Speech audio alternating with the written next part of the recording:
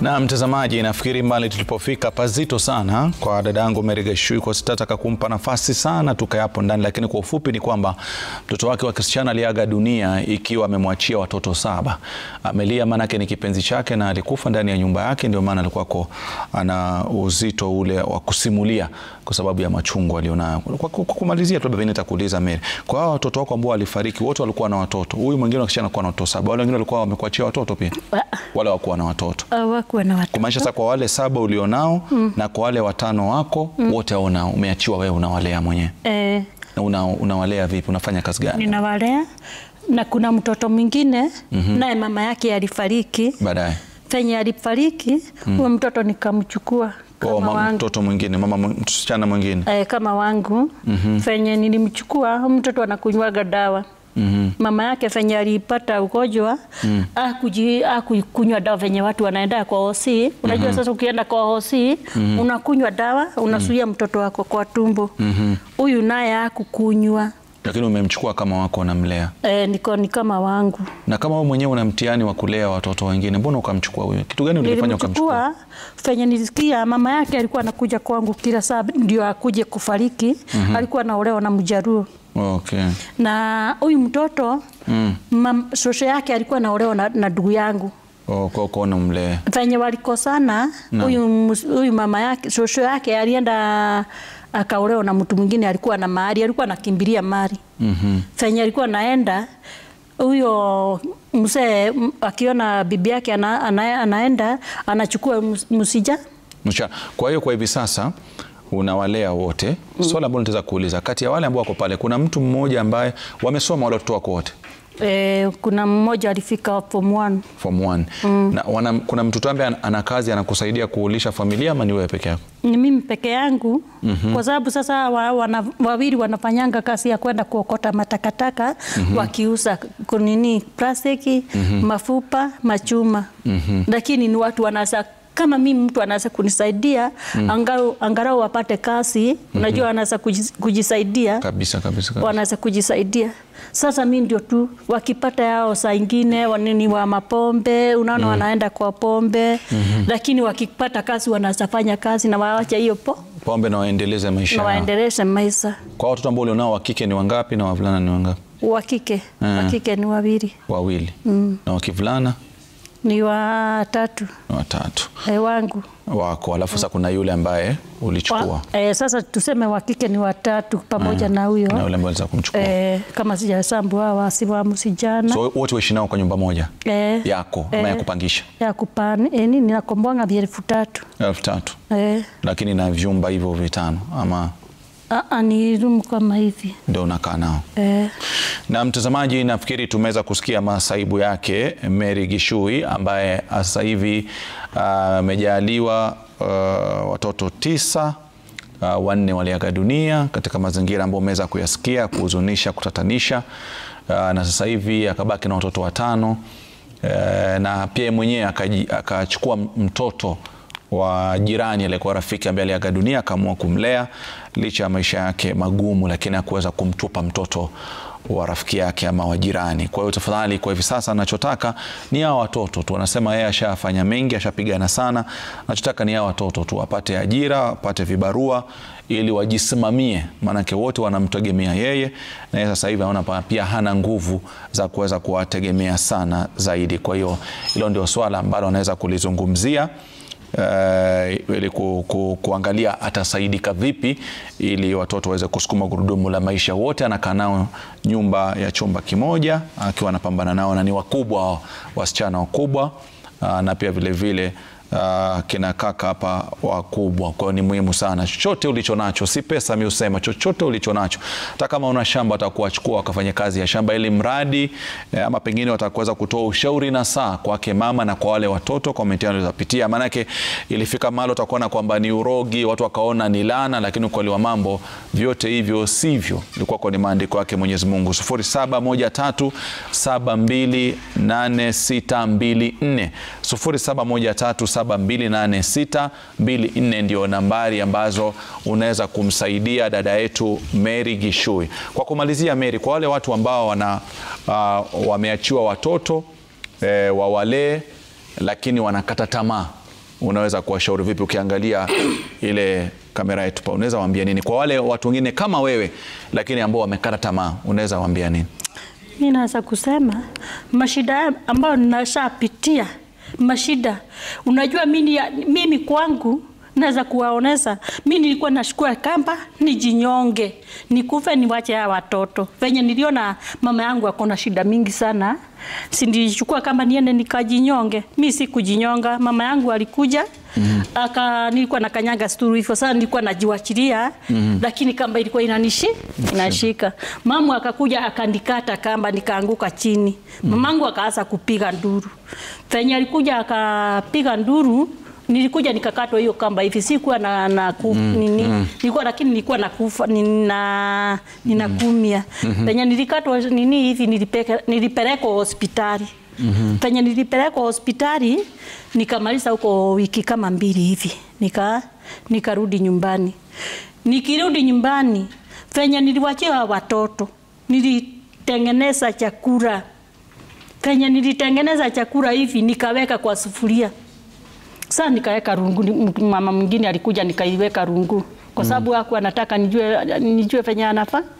Kwa ficha yani. Rungu ni kuficha chakula? Hapa kwa rungu wa kitanda hapa hivi. Sasa asijue kama kuna chakula. Lakini chakula mimi ni mjinga kwa sababu dawa inanuka. Huyu mama alikuja akaniambia, "Mary, wacha ujinga. Usifikise akili hapo." Usifikisa akili hapo. Nikamuuliza ni akili gani ninafikisa. Lakini watoto sana nilikuwa naweka hapa hivi ndio tukule chakula. Kwa hivyo mimi sikuwa nataka kuacha mtoto hata mmoja. Mimi nilikuwa nitangulia kukula, au watoto nani niwaekee kwa sahani tukule twende pamoja. Hiyo mashida ishe. Huyo mama alikuja, sijui ni penye nani alimuonesha chakula, nikatoto kamoja kalimwambia. Kwa hiyo wewe ulikuwa unataka kuchukua chakula hicho kwa umetengeneza ili wote tukufe. Nyote? Sisi wote. Ulikuwa ushafanya maamuzi. Lakini jirani ndiye akaokoa. Huyo jirani kuna katoto kangu kamoja kanakuanga na mshene moja kwa huyo msijana alikufa. Unajua venye kalimwambia? Alimwambia, "Wacha nikuambie, shosho anapiga chakula na anapicha wapi?" Huko kwa rungu. Kitanda huyo mama akakuja akachukua hizo chakula akasema, "Hata mimi niweke." Venye aliniona hiyo chakula, alichukua kaenda kumwaga rowe. Akanichukua akanipeleka na huko juu. Sasa akaniambia, "Usirudi kukaa nyumba peke yako. Kujanga huko juu, tunaongea hiyo maneno inai." Kwa hiyo swali moja naweza kuuliza, kwa hiyo ulikuwa umefikia mahali kwamba umeamua haina haja ya kuishi tena wewe na watoto? Hakuna haja. Kwa sababu ya zile shida ambazo kwa wapitia. Hiyo shida, tena mtoto wangu akapigwa na nduthi. Mguu ikafunjika. Huyo msijana alikuwa na ranga hivi. Mimi ndio kununua pambas, kufunga matako na kupangusa mafi. Na hakuna mtu wenyu anakuja kutoka kwa barabara na kuuliza watoto walikula nini, na wanaona ile msigo niko naye, kusema ukweli. Lakini sasa mahali ambapo wapo watoto wana nguvu zao na wanasukuma mbele. Ni wadogo tu. Lakini wanapambana na maisha yao. Ni wadogo kwa sababu wale wakubwa tuacha tu tuseme ni kama watatu. Hao wengine ni watoto. Ni wadogo ambao bado wanahitaji usaidizi. Wanahitaji usaidizi kwa sababu hata huyu wa dawa kukunywa dawa, unajua huwezi kunywa dawa na anakaa hivi huwezi kupatia kitu na hakuna chakula. Haja kula. Muhimu sana ni chakula. Unajua sasa hata kama mtoto, hata wewe kama unakataa kukula hauna nguvu. Hata huyu mtoto akienda shule atasoma. Hawezi soma. Na wewe mwenyewe umesema hukusoma. Mimi sikusoma, ndio nawapatie masomo ndio waeke fanya nini? Kwa wale wadogo pia wanasoma sasa. Wacha kwanza nirudishie Kimani Kurani mingi sana. Kuna kijana anakuja kwangu. Kijana alikuwa anakuja kwangu. Alitoa huyo mtoto mmoja street akakuja naye akamwambia, "Nataka kujua mama yako." Penye alikuja akaniambia, "Mam, nitakusaidia kwa sababu ya huyu mtoto."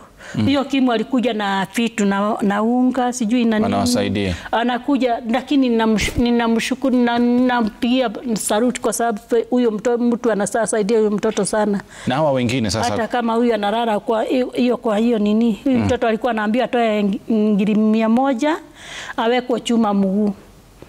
Lakini wacha nikwambie huyo mzee alisimama sana na huyo mtoto yangu. Na amepona.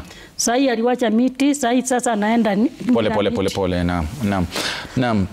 Mtazamaji, nafikiri ni shajara ya kuhuzunisha na shajara ya kusikitisha kutoka kwa Mary Gishui, ambaye kwa hivi sasa nafikiri anachohitaji ni usaidizi tu. Ukiangalia ni familia ambayo ina masaibu chungu zima.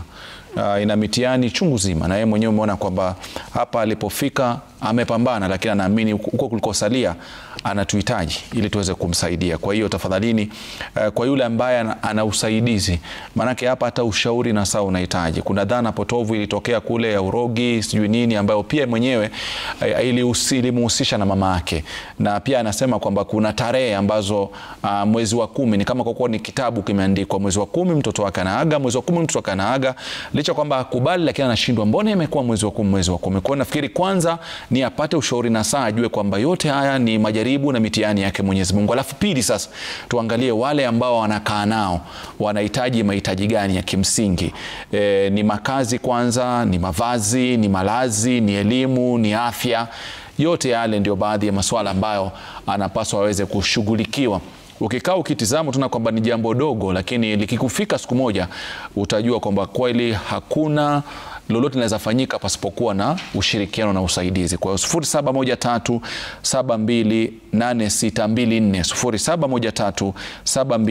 0713728624 ndio nambari ambayo tunaweza kumsaidia dada yetu Mary Gishui, ambaye sasa hivi ni mpambanaji tu, lakini pia amechoka. Kusema la ukweli, amepigana lakini amechoka. Na mimi nitaka nikupe ruhusa Mary, tumalize mahojiano kwa sasa, maana naona pia mwenyewe unapozungumza inakuumiza kimawazo, lakini nakushukuru kwamba umekuja na ukaweza kuzungumzia. Sasa hivi mtu akitaka kuja kukusaidia ama kukutembelea pale Githurai anakupata sehemu gani? Yani akifika na ulizia na sinipe nambari ya simu tutumika batushetu kwa runinga. Wewe mwenyewe tu unakaa wapi? Githurai ni kubwa, ni sehemu gani? Ni Githurai, Kiangishiri. Kiangishiri. Kuna jina maalum unalojulikana, mama fulani ama tuulize? Mama Miriam. Miriam. Mtoto wako anaitwa Miriam mmoja wake? Mwenye aliaga dunia. Sawa. Kwa hiyo nafikiri ukifika Githurai, Kiangishiri umesema hivyo, si ndio? Utapata mama Miriam ambaye unaweza kusaidia ili kuweza kuangalia Wakenya. Nafikiri Mary amesema aliyoyasema. Kilichobakia ni sisi tumsaidie pale patakapoweza kuhitajika. Kauli yako ya mwisho kwa Wakenya unawaambiaje? Niko na mtoto wako form 4. Sasa kuna mtoto wako form 4 wa huyo msijana wangu aliaga. Lakini huyo mtoto nilikuwa nasaidiwa na timu inaitwa Koro Africa. Huyo mtoto alikuwa na na Madam Rita, ndio alikuwa anaongea na hao wasungu, ambayo walimchukua kwa bara hiyo wanachukuanga watoto kwa street, kwa sababu watoto wangu wote wako street. Wanachukuanga street, wanakusomesea mpaka form 4, hiyo nyingine sasa ujitegemee. Lakini huyo sasa mtoto anafanya form 4. Saa hii yako form 4. So unaomba watu wakusaidia? Naomba tu kwa hisani ya Mungu. Mtu tu anaweza kuguswa na roho ya Mungu. Anisaidie kwa sababu ya watoto. Niko na tutoto tudogo. Lakini mwenye anasemanga niko na children's home, mimi sina children's home. Mimi ni watoto wa watoto wangu. Kwa sababu kuna mama anasimamanga akiniona kila saa ati anasema mimi niko na children's home. Mimi sina children's home. Sasa ni watoto wako na wa yule rafiki yako na wa rafiki yako ulimchukua. Huyo ni mtoto wangu kwa sababu huyo ni mtoto wa ndugu yangu, huyo ni mtoto wangu. Sasa na bila shaka anasema na watoto wadogo anahitaji usaidizi, na mkimwona kama ana watoto wengi pale kwake, si kwamba anafurahia ati kwamba ana watoto ambao wanakwenda kurandaranda mitaani kujitafutia riziki kwa kuokota labda pengine vyakula kwenye majalala, kwenda kutafuta vyuma vikuu ndio wauze, ukaona kwamba anafurahia. Hata angependa watoto wake wao wanasoma shughuli zingine. Kwa hiyo yeye si kwamba ana sehemu ya watoto, lakini la asha, angetamani wana maisha mazuri kama watoto wako, lakini ana namna ikiweza kumbadilishia tabasamu hiyo tukamrudishia katika maisha yake, Mary hatafurahi. Mtazamaji, kufikia hapo mimi asante sana Mary, na pole sana kwa mitihani. Utakuwa sawa na kila kitu kitakuwa shwari. Naamini kwamba Wakenya ni watu ambao wanapendana, na naamini kwamba Mungu amwachi mja wake. Umeelewa? Hawezi kukupa ulemavu akakunyima na mwendo. Akikupa hiki atakupa na suluhisho. Mtazamaji, mengi baada ya muda usio Naweza kuambia mtu ananiona asikufe roho na asikufe moyo. Fanya mimi nilikuwa nakufa moyo. Ajitie tu nguvu ya Mungu, ajue tu Mungu kwa sababu mimi kukula ni Mungu, kukunywa ni Mungu. Watu wananionanga kwa barabara lakini wanasemanga ule ana shida. Lakini unajua shida iko kwa roho, kwa mwili yako. Kwa sababu hata saa hii nikienda saa ingine hata tunalalanga jana watu, hata ukiambia mtu unalala anakuambia namna gani. Sasa unasema na hivyo na wewe ni nyumba moja tu nakomboa nini? Ninamuuliza sasa nitafanya nini? Nitajiua. Lakini ninashukuru sana hata kwa wale watu wananijua. Na Living Kiss ninawashukuru sana. Mimi wajue mimi ni mtu wao. Asante sana. Na Kim sana Kim Mungu amsaidie sana. Safi Kim, kazi safi unafanya. Na nataka pia vile vile naye Mungu akubariki kwa vinsi ambavyo unasaidia familia yako. Lakini sasa hivi hakuna mtu ambaye waishi naye, mume ama nani uko naye? Sina. Hauna. Una mipango ya kutafuta? Hapana, mume. Hapana. Utaki tena? Miaka yangu inakataa. Umekataa? Pati tu kama mtu wa kuongoza watoto. Hapana. Mimi nikitafuta bwana na wasijana wangu nitafanya. Itakuwa semi kitu na kwamba unajielewa vizuri. Hebu niambie sasa, mtu anaona mwanamume akitoka kwangu itakuwa sio picha nzuri. Anakuja sasa, unajua sasa uruke watoto kwa sababu nawekangia watoto matusi. Semi kitu. Nimekuelewa Mary, nimekuelewa. Asante sana kwa maelezo yako, na nasema kwamba hawezi kuwa mfano huo kwa watoto wake. Sasa hivi angalia watoto wawe na maisha mazuri. Baadaye tutarudi na mengine katika sehemu yetu hii ya Ijumaa ya Shajara.